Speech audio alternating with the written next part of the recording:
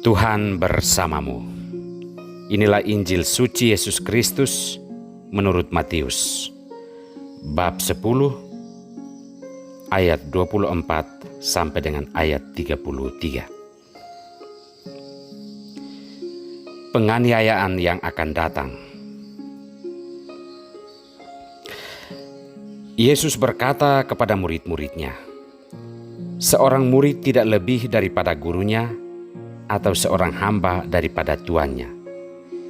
Cukuplah bagi seorang murid jika ia menjadi sama seperti gurunya, dan bagi seorang hamba jika ia menjadi sama seperti tuannya. Jika tuan rumah disebut Beelzebul, apalagi seisi rumahnya. Jadi, janganlah kamu takut terhadap mereka, karena tidak ada sesuatu pun yang tertutup yang tidak akan dibuka, dan tidak ada sesuatu pun yang tersembunyi yang tidak akan diketahui. Apa yang kukatakan kepadamu dalam gelap, katakanlah itu dalam terang, dan apa yang dibisikkan ke telingamu, beritakanlah itu dari atas atap rumah. Dan janganlah kamu takut kepada mereka yang dapat membunuh tubuh, tetapi yang tidak berkuasa membunuh jiwa. Takutlah terutama kepada Dia yang berkuasa membinasakan baik jiwa maupun tubuh di dalam neraka. Bukankah burung pipit dijual 2 ekor seduit? Namun seekor pun daripadanya tidak akan jatuh ke bumi di luar kehendak Bapamu. Dan kamu, rambut kepalamu pun terhitung semuanya. Sebab itu janganlah kamu takut, karena kamu lebih berharga daripada banyak burung pipit. Setiap orang yang mengakui Aku di depan manusia, Aku juga akan mengakuinya di depan Bapa-Ku yang di sorga. Tetapi barang siapa menyangkal Aku di depan manusia, Aku juga akan menyangkalnya di depan Bapa-Ku yang di sorga." Demikianlah Injil Tuhan. Jangan takut.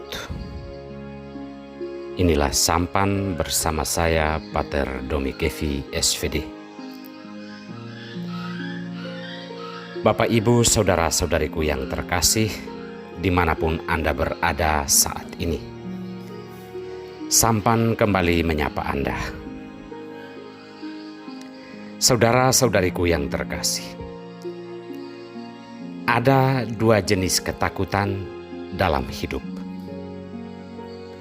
Ketakutan terhadap apa yang ada di dalam diri sendiri, dan ketakutan terhadap apa yang berasal dari luar. Ketakutan terhadap apa yang ada di dalam diri itu adalah takut karena kita melakukan kejahatan, kesalahan atau dosa.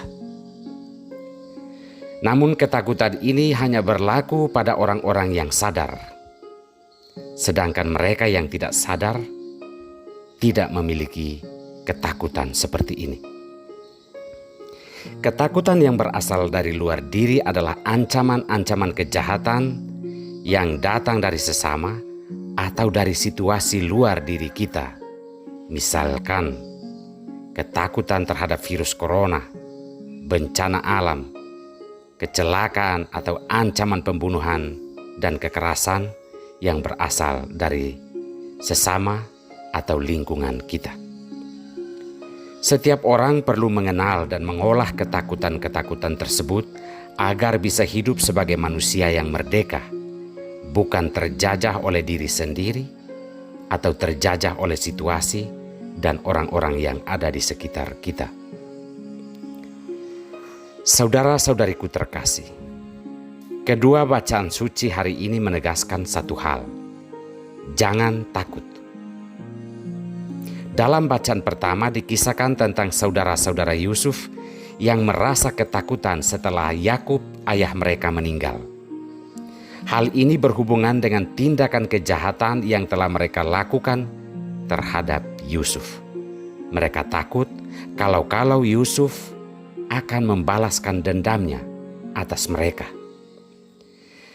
Ketakutan seperti ini adalah ketakutan yang berasal dari dalam diri sendiri, karena mereka telah melakukan kejahatan terhadap orang lain.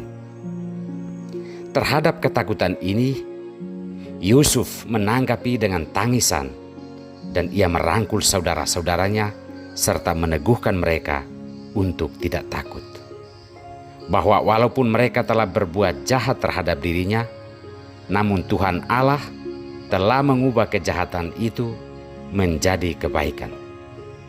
Bahwa untuk menyelamatkan seisi rumahnya, Allah membiarkan hal itu terjadi. Inilah cara kerja Allah dalam kehidupan kita.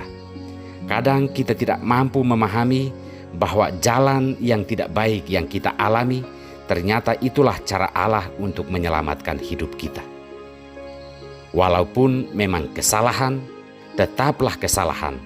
Namun di mata Allah, kesalahan itu bisa diubah menjadi kebaikan jika kita memang sadar dan mau memperbaikinya.